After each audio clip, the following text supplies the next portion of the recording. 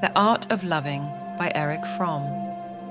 Discipline, as practiced by our forefathers, was rooted in rigidity and authoritarianism.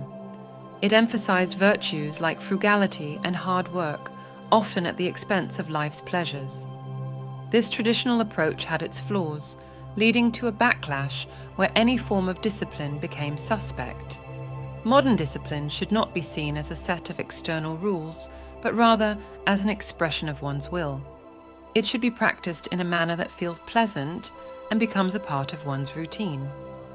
The Western concept of discipline often associates it with pain, implying that only if it's painful can it be beneficial. This contrasts with Eastern philosophies that recognize that what's good for an individual should also be agreeable. The art of loving is both theoretical and practical. While many seek prescriptive methods to master love, the true essence of love is a personal experience that cannot be taught. Everyone, at some point in their life, experiences love in its rudimentary form. Discussing the practice of love can provide insights into its premises and approaches.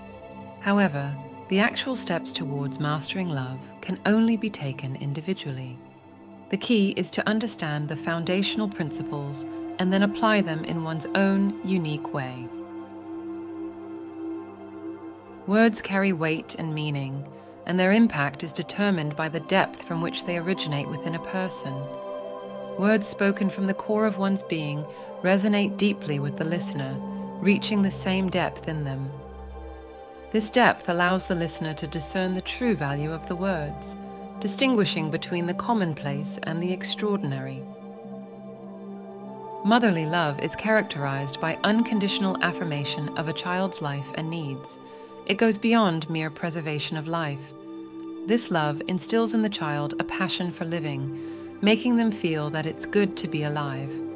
The Bible, in its creation story, captures this essence where God not only creates the world, but also affirms that it is good. Motherly love makes a child feel cherished and valued, instilling in them a love for life. The Western perspective often views discipline and virtue as concepts associated with pain or discomfort.